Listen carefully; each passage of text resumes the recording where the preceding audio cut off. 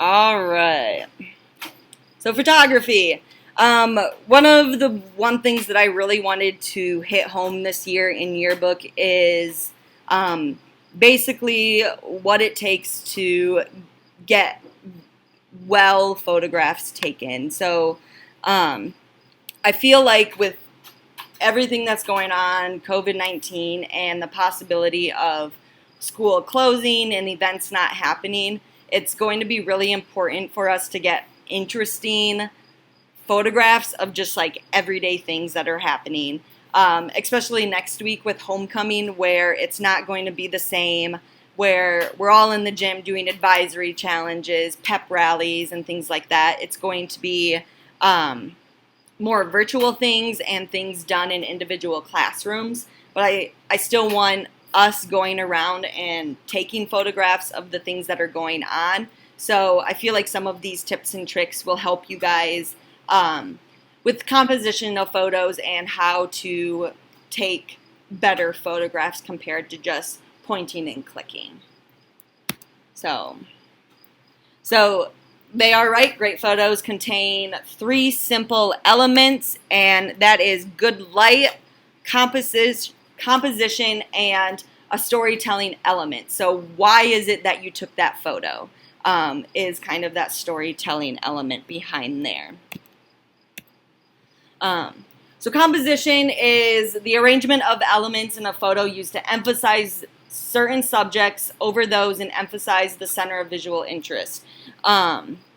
So really when you're taking a photograph, you're going to want to find what it is that's the most appealing. So maybe you're taking football photographs. So what are you photographing? Are you photographing the person with the ball? Are you photographing a good tackle? Those would be the emphasis and the subject matter of it.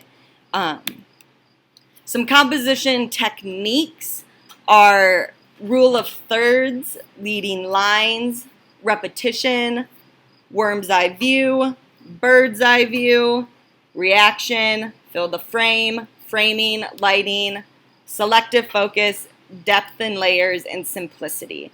And the next slides are going to kind of go over theirs a little bit more in detail. So this first photograph is an example of rule of thirds. And why it's an example of rule of thirds is because if you were to imagine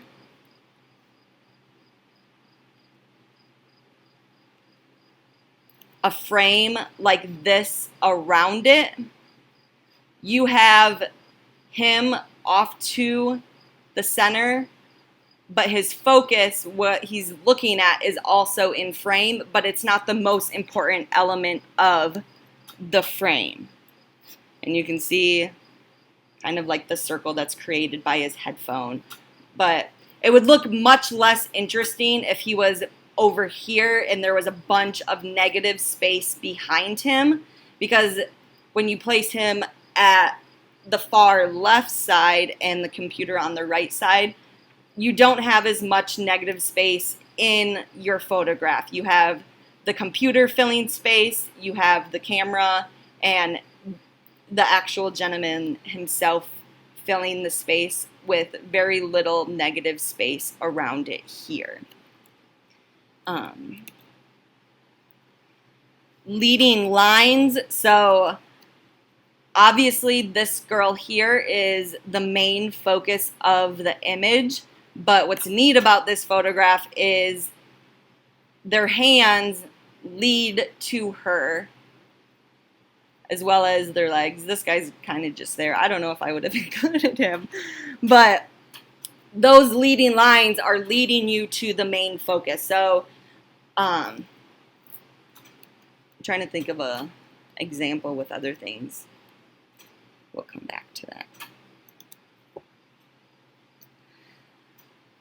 Repetition is basically just repeating of objects. So you have all of these people wearing goggles and they're all in kind of a big group. So you know what they're kind of doing here, but they're dissecting that.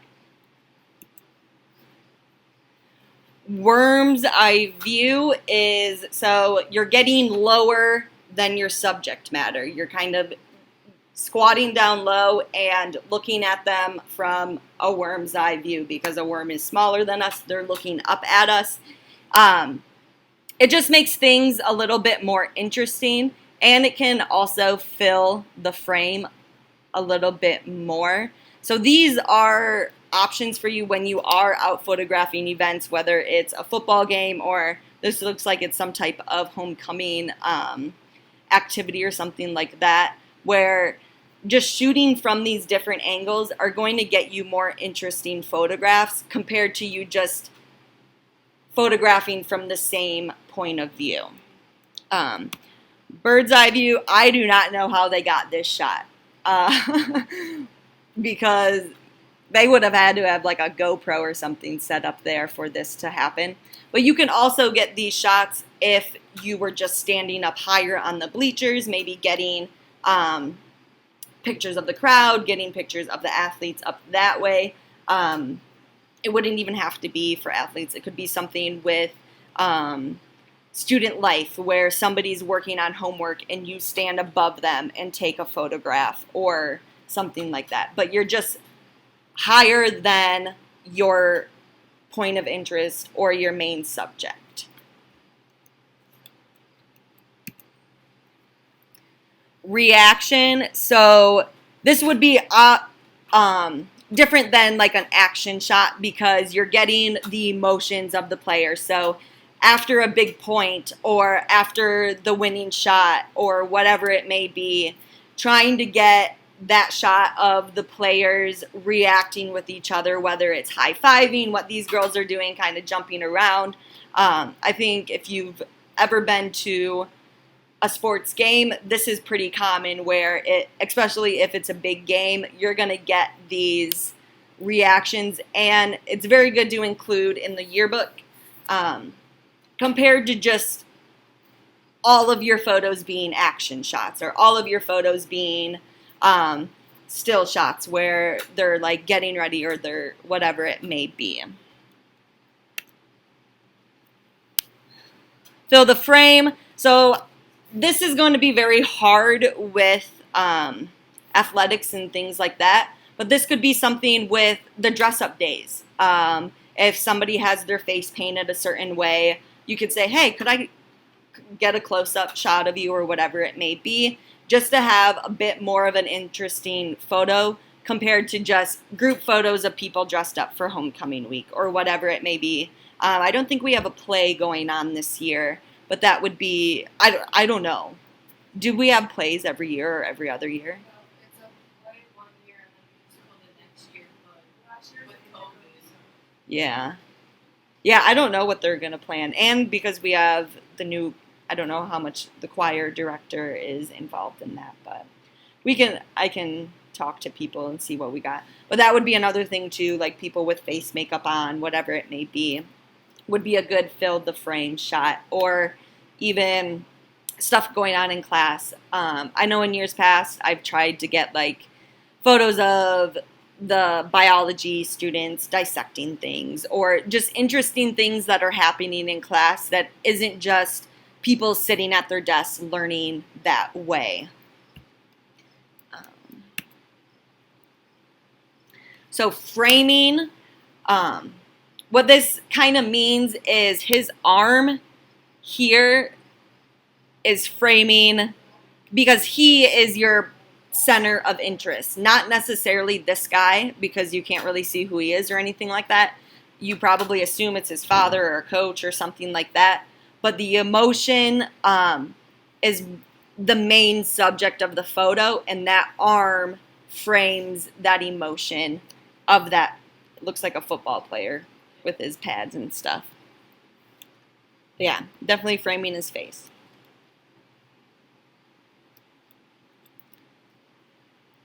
So these next slides are kind of asking you guys, how would you use this photo on a spread? In years past, we've been kind of very, I don't want to say boring because I don't think our spreads are necessarily boring, but we have a very set dynamic where we have for sports, we have the group sports photo and then random shots of the action and stuff like that. And that is completely fine, but in order to fill the book this year, we may need to fill an entire page with one photograph or something like that, and then with some words on the side, because we're not sure how this year is going to look, so we have to get a bit more creative with how we're using photos. So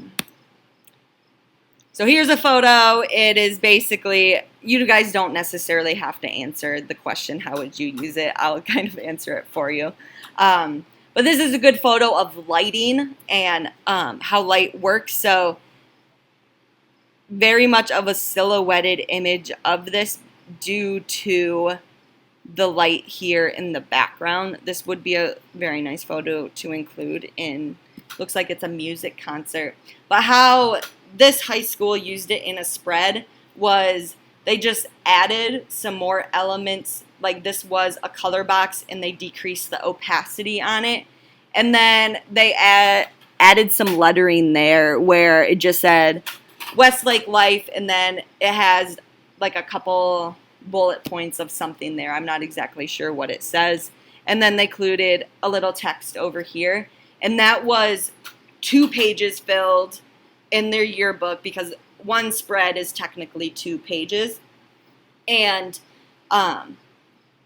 it was just one photograph and really not a lot of work put into it, but still very interesting to look at and still a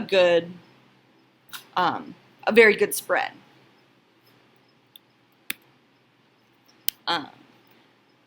So as far as composition, this is a selective focus. So you can see that this gentleman here is the main focus, but these girls are blurred out. I believe they're girls. But you can still see that they're just as excited as him, but he is the main focus of the image. And how, I'm going to skip this slide. This is how they kind of used it in their spread, where they kind of cropped in a little bit, but still kept a few of those girls in the background to show that everybody was excited at the moment. Just some ideas for you to fill some pages a little bit more. Okay. So depth and layers. I feel like this school has a pretty awesome setup going on where they're able to go out and photograph things like this. But basically, depth and layers in an image is realizing when the foreground, middle ground, and background are important. So when you're looking at a football field with football players on it, what is it that you want in there? Do you want the back bleachers in focus as well as the players on the actual field and the coaches on the sideline? Or do you want to focus in on a coach for a coach shot, focus in on the middle ground for the football players? I feel like the bleachers probably wouldn't want to be in focus unless you want the cheering of the crowd in the background as well. Because there are going to be times where you want everything in focus, and there's going to be times where you only want certain elements in focus.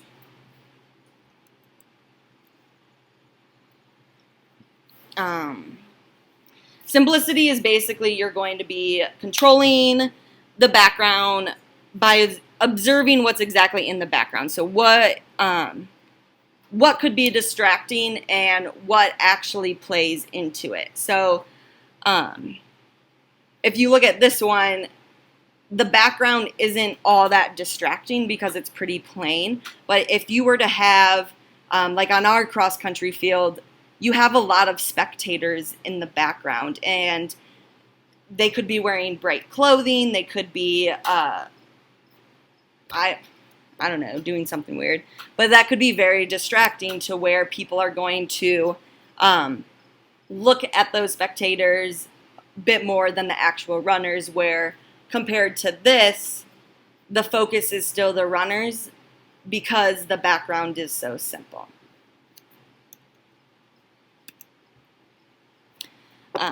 So stop action would be those action shots, and for like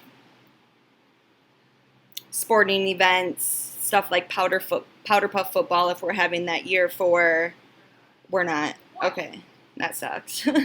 But basically, and I'm going to go over what shutter speed is and stuff like that, but you're going to be using a faster shutter speed in order to freeze that subject, because they're going to be running, they're going to be moving fast, and a faster shutter speed is going to prevent them from looking blurred, or their hand from looking blurred, or whatever it may be. So here's an example of a action shot. You can tell she's in there, nothing on her is blurred. These girls aren't even blurred. Very good action shot. Also, another very good action shot where everybody is in focus, nothing is blurred. The background, you can see them clapping and cheering, but they're still not all that distracting because they're not in focus. These gentlemen are the main focus of the image. And I'll show you guys how to get a faster shutter speed and things like that. All right. So they're going back to this image here, and they basically saying that if you use it as a dominant image in your spread, it can draw the viewer's eye to the entire spread because of that stop action. So used in the spread, this is what it did. They did it as the dominant focus, and it's just eye-catching. It makes the page look appealing. Like I said earlier, we typically have not done spreads where it is just full on this. We include the photo of like the large group shot that's taken and things like that. But this would be a very interesting spread, especially if you have limited photos. There's been times in the past where somebody will come up to me as they're working on a spread and they're like, I only have 5 or 6 photos to work with. And that's when I kind of tell them, well, how can you fill that negative space? Can you put blocks of color, lines, some type of text, whatever it may be, to fill that negative space? Typically with like football and sports like that, we do have a bit more, simply because there's so many home games or so many events that we can go to. Cross country, there's only a couple home events. Bowling, there's only a couple home events, but overall we can typically find enough photographs. These are just going to be examples of overall good photographs. That looks disgusting. That's mayonnaise. But these are like the type of photographs you should be striving for. Moving around, not being afraid to be seen walking on, like obviously during a game you're not going to be able to walk on the court, but I've always told my yearbook students, get out of the bleachers, go behind the backboard in basketball or whatever. I can't even. Yeah. Yep, just kind of move around, because if you're standing in one spot, you only have really one angle then. Yes, you can zoom in and zoom out, but you're not getting like those worm's eye view. You're not getting those different compositions because you're limited there. And I also say like photographing not only the players but like the student section and things like that. So here's a really good action shot.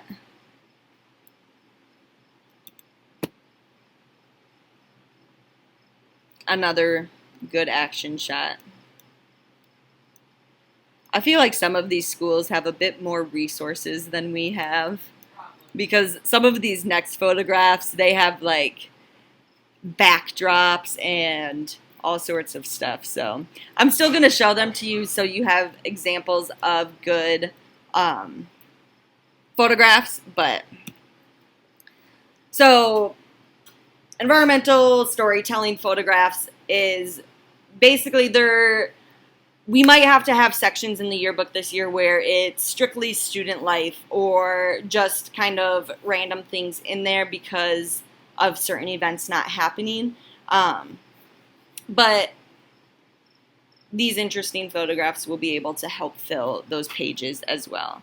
I don't know if we would even have the option to do things like this, but there's definitely times in like science class and biology and things like that where they are doing interesting things, and you might be able to get in there and just say, hey, I'm just going to take a few quick pictures for the yearbook. I know sometimes in the past teachers have, for whatever reason, they haven't been happy about my yearbook students going into their classroom. But in order to make a good yearbook, I feel like we're all going to have to kind of work together and be lenient about that. But this is one of those images where I feel like they had a backdrop, and these are all props and things like that, which I really push my students to do candid photographs. But if you can set things up to look like they're candid, but they're not actually candid, that works great as well. So this would be an example of that. We don't have ballet or anything in here. We do have dance. We probably could impede on a dance practice sometime and have them jump around for us. I don't know. To get some photographs like this. Or even have them pose or something after a after an event. What's that? Mm-hmm. Yeah. Just to get like some different things compared to them just doing their group dances in the gym or whatever. Which I'm not. Are they still allowing the dancers to like dance at half times and stuff like that, or? I don't know. Not sure yet. We are having a pep rally next week, and I think there's supposed to dance like that. Okay. Awesome. These next slides, I'm not sure if they're really relevant to us, so we're going to pass them.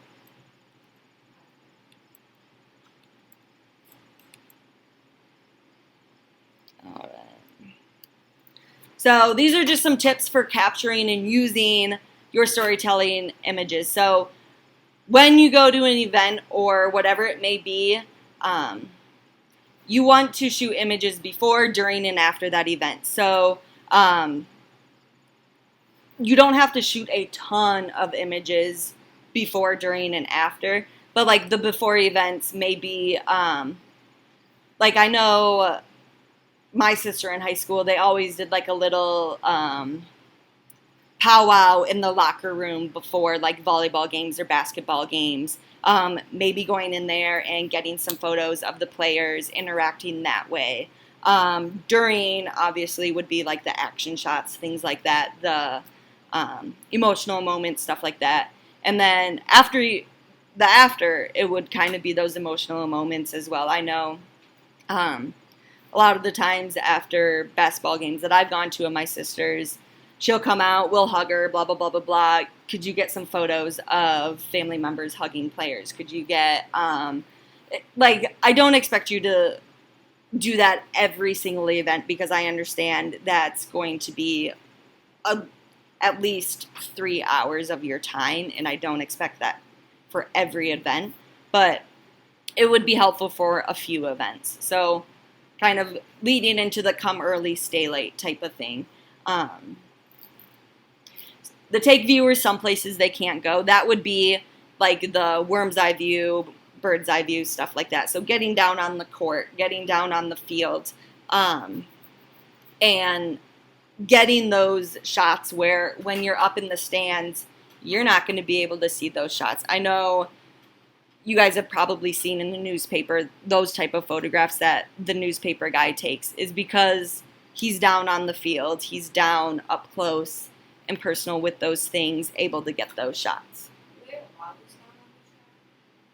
Last year, I believe they did they not? Because in each camera bag, there's going to be a yearbook pass, so you'll get into the game for free. But with that yearbook pass, they should allow you onto the field. And if one of the coaches or anything says anything to you, come talk to me and I'll go talk to the coach and be like, do you want good photos of your players in the yearbook?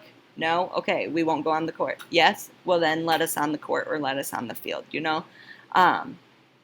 Because that does make quite the difference in getting good photographs, is where you're standing, how you're moving around, and things like that. So you're going to have to try to get a little bit more comfortable. I know it kind of feels weird, like walking in front of everybody, but you're holding a camera, so they know what you're doing. They know that you're there to take photographs and stuff like that. Visual variety is also like a big thing. So you can do like the big shots of multiple players at once. You can do like the team huddles and stuff like that. And then you're going to want to mix that up, though, with close-up and detail shots and getting like maybe just a couple players in there, whatever it may be. I reference sports a lot because that is a lot of what we're going to be shooting is sports, because that's a big part of high schools, you know. And then vertical and horizontal. So vertical would be this way, up and down. Horizontal would be this way. So moving your camera around, trying to get different shots that way. Few more tips. So center of visual interest. You don't want just like random things happening everywhere.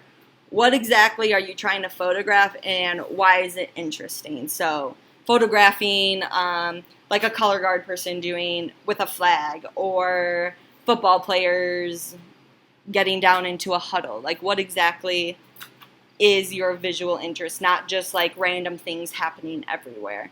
Your zoom legs, basically you're moving around. I've said that quite a few times, and then taking single subject, small group, crowd images. So I do like seeing those student section images. Yes, like them smiling at the camera and looking at each other is nice, but like them cheering, them doing, because I know when I was in high school we did like chants and stuff like that. Do you guys still do that? And sometimes we can, sometimes we can't. Really? It depends on where we're at and like all at the game, because there's some chants that they say that got us in trouble sometimes. Really? It depends on the chant too. It depends on like who starts it. Because other schools, it seems like they can start Yeah. We can't say like we can't start we have spirit. How about you? Like, yes, we do. We have spirit. How about you? We can do that. Here? Yeah. Why not? I don't know. It's offensive. How does that affect? There's a lot of I guess them I'll that we keep. get told that are like offensive and we can't do, or like the cheerleaders can't start the crowd and then that goes towards the other crowd. And that's just kind of frustrating because the ones that we can't do because they're offensive. But last year during one game, Tanner Johnson, like, he missed a catch, and the other team started chanting Butterfingers. It's like they can do that, but we can't start. That's ridiculous. Yeah, so I don't know. That is a bit bizarre. But the chance that you are allowed to do, it's fun to get those student section photos of them. I don't know, like the roller coaster thing or whatever. That was something that we did where you go. Lexi was the one that always started that. Yeah. So that would be a fun one. And then don't shoot an event the same way each year. I don't think that's really a problem. You are going to be moving around, getting different shots. And then your photos, you're going to be taking bad photos. That's just the reality of photography. when I go out and I shoot senior photos or whatever it is I'm shooting, there's about 400 pictures and about 100 of them are good. That's just the reality of it is. But that's why I say, like, take a lot of photos. But the ones that you turn in to me should be those good enough photos to really make this yearbook great. So just going to go into some examples other schools have done of, but I feel like these are very, like, prestigious, well-off schools because they have, like, a lot of, it just looks like they're in, like, a professional stadium or something. A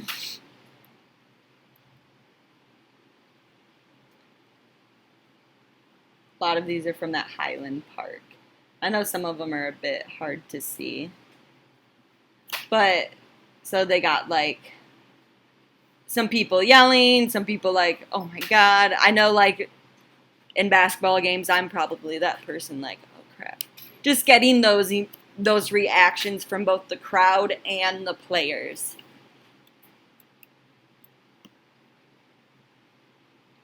This is more like of student life going on. I will say we don't do a lot of writing in our yearbook, but I'm all for captions and things like that, especially if there's not a lot of pictures to work with, and you feel like you're a strong writer. And it just helps, like, looking back on it 10, 20 years from now, and if it's just an image, you're like, I don't even remember who that was or what was happening. Like, sometimes those captions can be really helpful with just, this is what was occurring, this is who was in that image.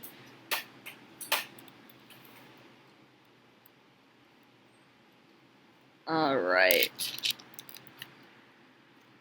Last example of just some things. I think these are they look like the trainers or something like that. I'm not sure. But the next goes into caption writing, and I'm not really going to get into caption writing or anything like that, just because that's not something we've really focused on in the yearbook, and I really want to focus on that photography element.